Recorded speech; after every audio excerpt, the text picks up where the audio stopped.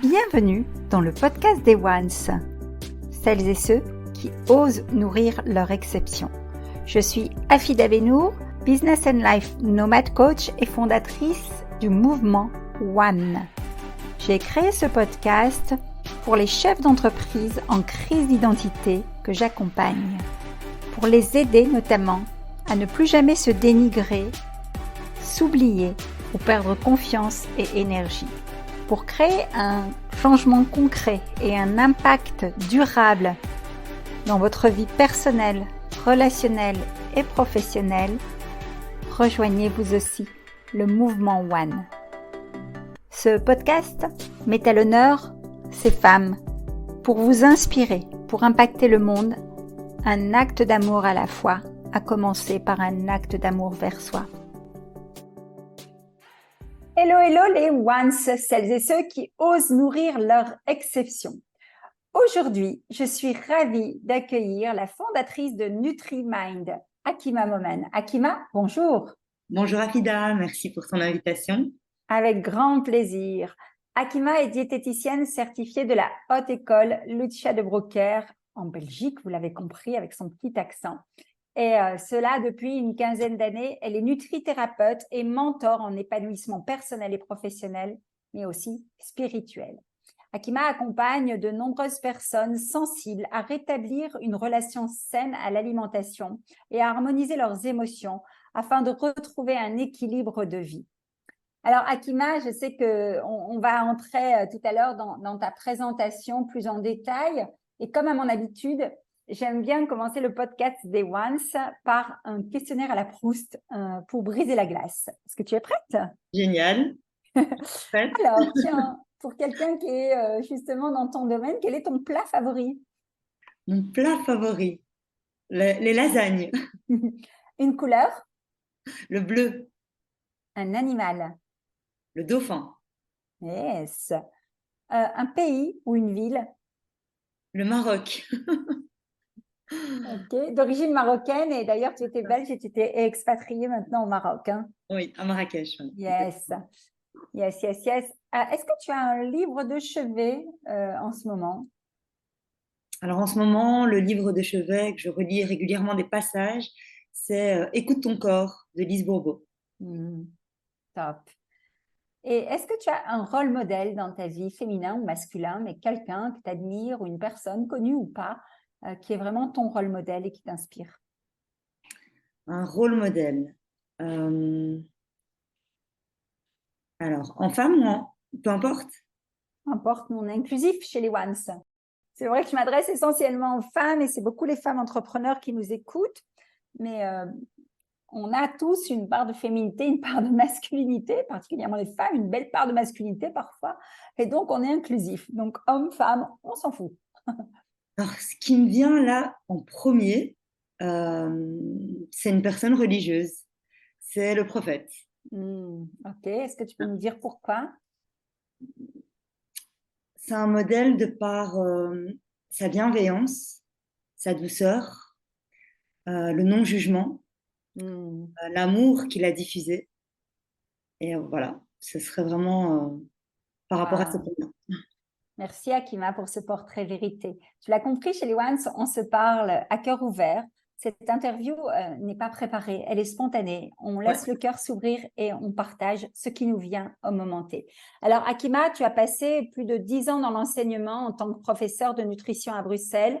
Tu as enseigné à des adolescents et à des futurs infirmiers justement les codes de l'alimentation. Et tu as vraiment le sens du partage. Et au fil des années, tu as eu besoin d'explorer un petit peu le mode entrepreneurial. Est-ce que tu peux nous en dire un petit peu plus sur ce parcours et qu'est-ce qui fait que tu es devenue par la suite nutrithérapeute et que tu as développé toutes ces compétences si précises et si pointues que tu vas nous exposer après? Alors, l'entrepreneuriat, pour moi, c'était pas une évidence au départ. C'est-à-dire que j'étais prof, donc j'ai fait de la diététique au démarrage. Donc, c'est venu, même la diététique, c'était un peu, entre guillemets, un hasard, même si on sait qu'il n'y a pas de hasard. C'est-à-dire que j'aimais bien les sciences, j'étais un peu perdue à mes 18 ans. Je savais pas trop quoi faire. Je savais que j'aimais les sciences, mais quoi faire, I don't know. Donc, je me suis dirigée vers les sciences biomédicales et j'ai échoué. J'ai échoué 2 fois. Et ensuite, j'ai commencé à faire une introspection en me disant, OK, qu'est-ce que tu aimes, qu'est-ce que tu n'aimes pas? Qu'est-ce qui, dans ton parcours de vie, est une problématique pour toi? Et c'était la nutrition. La nutrition, pour moi, était une problématique parce que j'avais des problèmes de poids. Et donc, je me suis dirigée comme ça vers la diététique. Alors, j'y par hasard, mais il n'y a pas de hasard. D'ailleurs, aujourd'hui, je suis vraiment contente de m'être dirigée vers cette voie-là parce que les sciences biomédicales, comme je l'envisageais à l'époque, c'était de travailler en laboratoire. Or que j'adore le partage, j'aime le contact avec l'humain. Donc, c'est quelque chose qui finalement ne m'aurait pas plu sur du long terme. Et donc, j'ai commencé à enseigner la nutrition, l'éducation à la santé.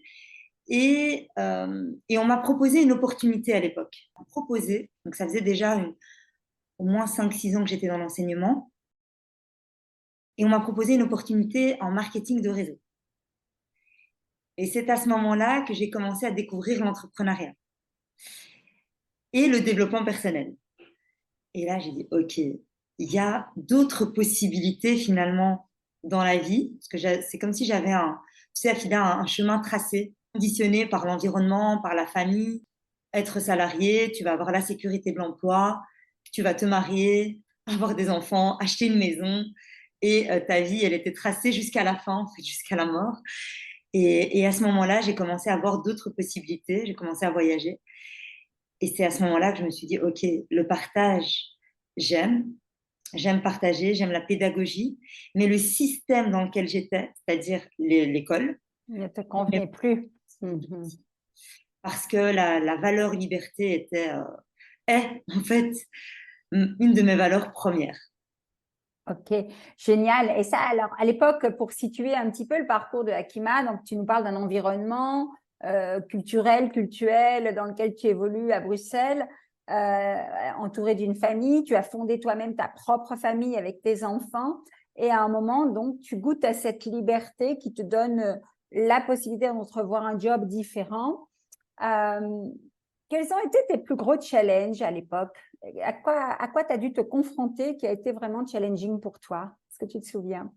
Oui, alors les challenges quand j'ai commencé à entreprendre, parce que j'ai commencé progressivement, je ne me suis pas lancée immédiatement à 100% dans l'activité d'indépendante. Ça, c'est il y a 3 ans.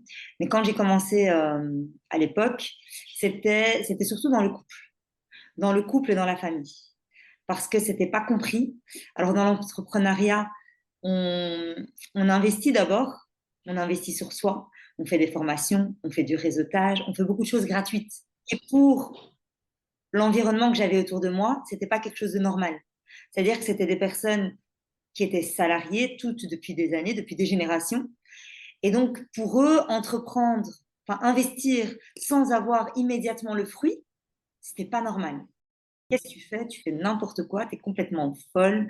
Et donc, c'était ça mon grand challenge. C'était, je me souviens d'une époque où, où je me prenais la tête avec mon ex-mari, juste avant une conférence devant une trentaine, quarantaine de personnes. Et donc, j'essuyais mes larmes dans la voiture, OK, et j'y allais comme si de rien comme si de rien n'était. Et ça a été, ouais, c'était challengeant. C'est vraiment voilà, l'environnement qui projette ses propres peurs ou ses propres frustrations de ne pas y aller ou de ne pas goûter à ça. Et donc, quels sont les leviers qui t'ont fait tenir et résister et aller dans le sillon que tu avais décidé de te tracer, oser vraiment nourrir ton exception pour le coup, coûte que coûte? C'était quoi ton moteur? Alors, il y avait le moteur et puis il y a le moteur, c'était que je voulais absolument m'offrir cette vie-là, avec ces valeurs-là, de liberté, tout d'abord de liberté de temps et géographique. Ça, c'était important pour moi. Ensuite, ce qui m'a beaucoup aidé, c'est que je me suis créé un environnement, c'est que j'ai adhéré à des groupes qui allaient dans le même sens, qui avaient une vision, où il y avait une vision commune, et donc on se réunissait, et ça me donnait beaucoup de force. Le fait d'être entouré de personnes qui avait cette vision-là de l'entrepreneuriat, ça m'a énormément, énormément aidé. Maintenant, le pourquoi, c'est mes enfants. Mes enfants qui sont encore aujourd'hui voilà, ma source de motivation. Et ensuite, le fait de porter ce message où j'ai vraiment envie de diffuser ce message, d'oser être soi, d'oser assumer la personne que l'on veut être, au-delà de la pression familiale et environnementale. Wow.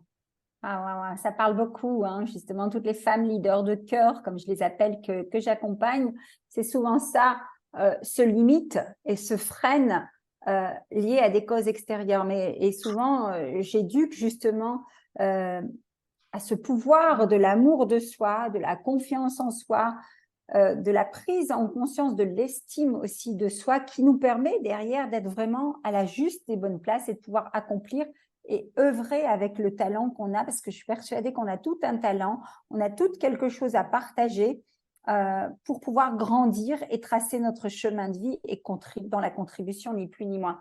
Donc, super, merci, j'adore ce partage. Hein. Et donc, concrètement, tu t'es formée, tu as fait cette formation à l'époque de 3 ans au Cerdaine, c'est ça, hein, C'est ça. en nutrithérapie. Tu peux nous en dire un petit peu plus, parce que c'est devenu finalement donc, ton histoire de vie où plus jeune, tu avais toi-même des challenges avec la nutrition. Donc, tu as été curieuse, tu as poussé le curseur là-dedans pour fonder justement NutriMinds. Comment ça s'est passé?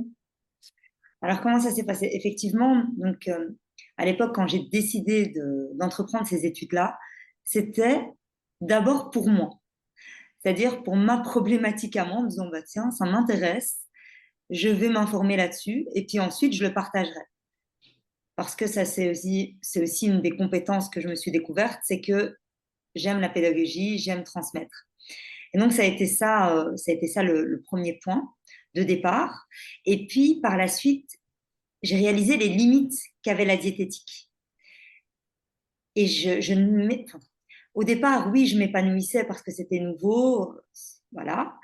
Mais ensuite, je me suis vite rendu compte des limites dans la pratique, c'est-à-dire qu'il n'y avait pas l'aspect émotionnel, il n'y avait pas l'aspect de la micronutrition.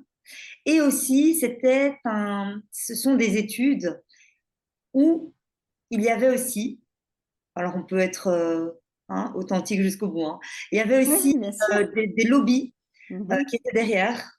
Et ça, pour moi, c'était pas authentique. Il y C'était avait pas dans tes valeurs. Mm-hmm. c'était pas dans mes valeurs.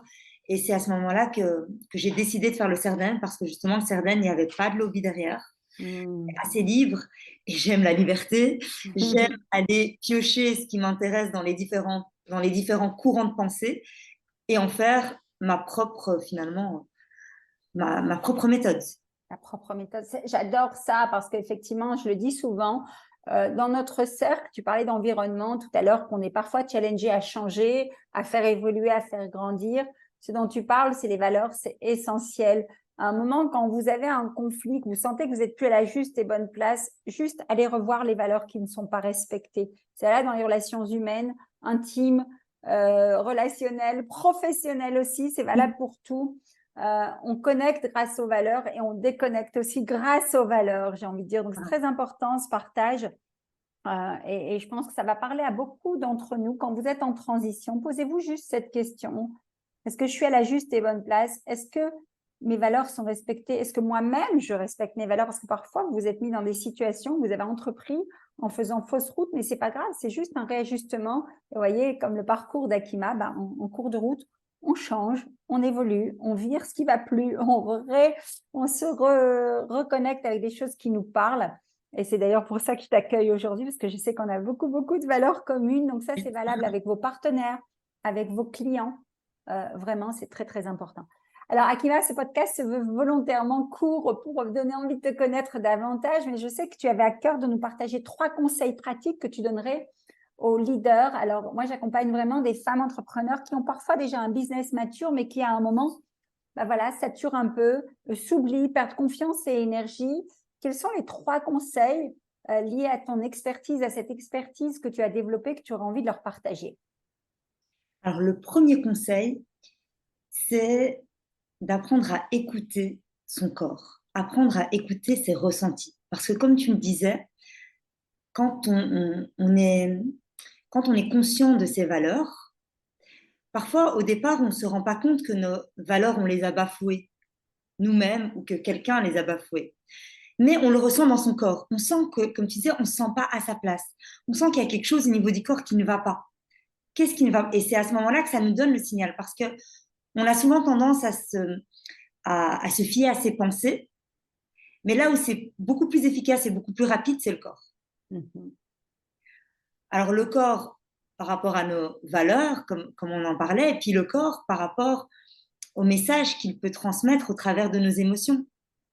Absolument. On sait aujourd'hui que les émotions, ce sont des messagers de notre âme. Et donc, chaque émotion va avoir un rôle à jouer et va venir nous indiquer qu'il y a quelque chose qui n'a peut-être pas été respecté, comme quand on est en colère, on n'a pas respecté nos limites. Ok, là, je sais qu'on n'a pas respecté mes limites. Qu'est-ce que je peux mettre en place? Quelle action je vais mettre en place? Parce que l'émotion, elle nous pousse à passer à l'action. Quelle action je vais mettre en place? Ben, comme tu disais, pour réajuster et me réaligner. Donc, c'est vraiment prendre la responsabilité d'écouter ses ressentis pour les transformer. Quand je dis responsabilité, souvent les gens disent je suis responsable, ah oui, je suis coupable d'avoir créé cette maladie dans mon corps ou d'avoir laissé ou de ne pas avoir fait respecter. Non, non, non, non. Dites-vous bien que responsibility en anglais, d'ailleurs j'adore utiliser ça parce que c'est je suis capable de donner de meilleures réponses. Une responsabilité, c'est je suis capable de me mettre à l'écoute de mon corps, de détecter que ça va pas et de proposer une autre solution. C'est vraiment être capable de trouver des solutions. Super. Quel serait le deuxième conseil que tu donnerais à ces femmes leaders entrepreneurs qui nous écoutent? Le deuxième conseil, ça serait d'apprendre à respirer. Et ça, tu le sais bien, Afida, tu es une experte dans le domaine, d'apprendre à respirer et d'observer ce qui se passe. Et vraiment de faire cette pause. Après, il y a énormément d'études qui parlent de la respiration et là, on peut donner plein d'infos, mais juste d'observer ce qui se passe en respirant profondément. Et ça, c'est extrêmement efficace et puissant. Ça va très vite. Oui, je ris souvent dans les échanges, dans mes groupes, etc. C'est que nous, les femmes entrepreneurs leaders qui sommes pourtant cortiquées et autres, on est tellement parfois en mode businesswoman à accomplir des choses qu'on est en mode expire, expire, expire, on donne, on donne, on donne et on oublie d'inspirer. Et c'est vrai que, bon, on en parlera tout à l'heure, mais je sais que dans tes stages, tu fais des exercices pratiques sur tous ces outils qui sont très, très puissants. Et là, le troisième atout que tu donnerais, enfin, le troisième insight que tu pourrais nous partager, selon toi, c'est quoi? Le troisième, ça serait se questionner régulièrement. Donc là, c'est plus dans le mental, mais c'est se questionner régulièrement sur sa manière de penser en observant les ressentis également.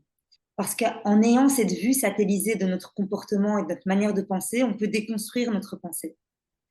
Et ça, c'est très puissant. Parce que ça nous permet aussi d'aller identifier quelles sont les blessures qui sont en train de faire que je suis en train de me comporter de cette manière-là, parfois. Et là, on peut déconstruire et on peut reprogrammer. Et ça, Waouh, ça aide dans tous les domaines de vie, clairement. excellent, excellent. Alors, vous l'avez compris, avec Akima, on pourrait rester des heures à parler, mais comme je vous l'ai dit, le format est relativement court et vous permettra justement d'aller explorer, d'en savoir plus.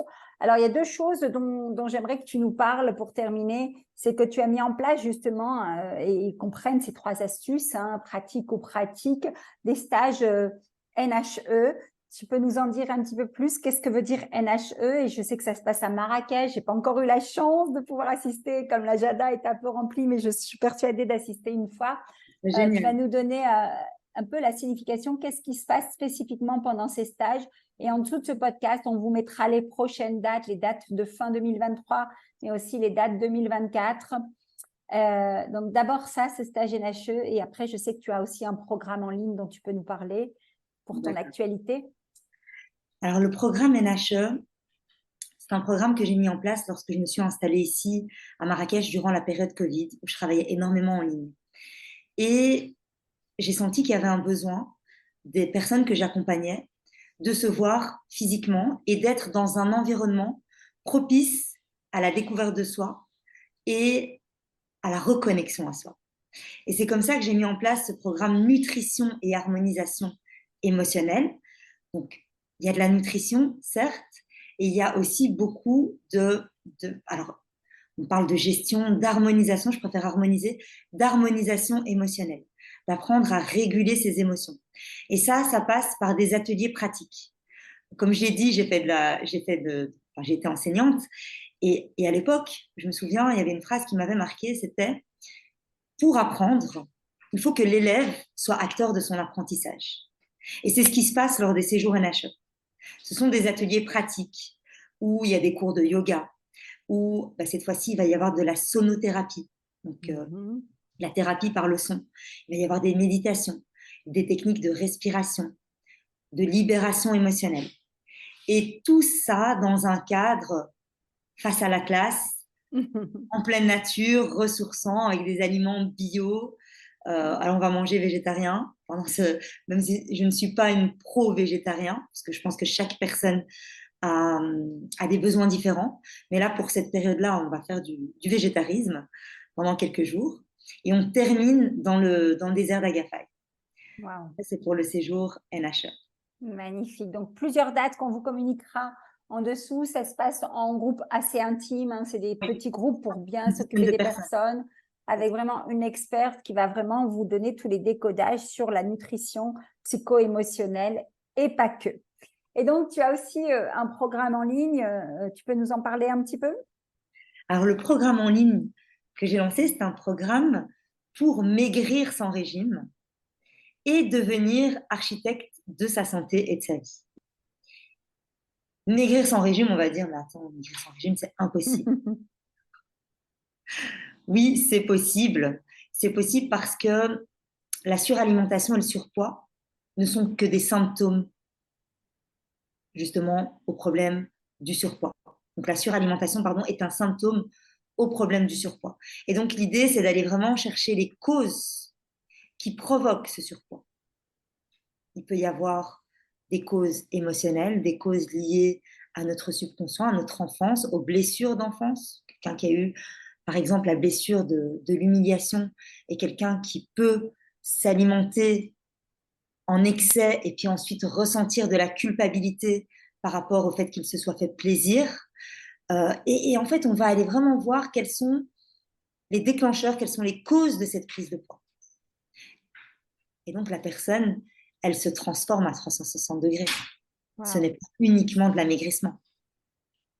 Et ça dure parce qu'en fait, tu vas vraiment à la source déraciner le vrai challenge qui a initié les mauvais comportements alimentaires, en fait.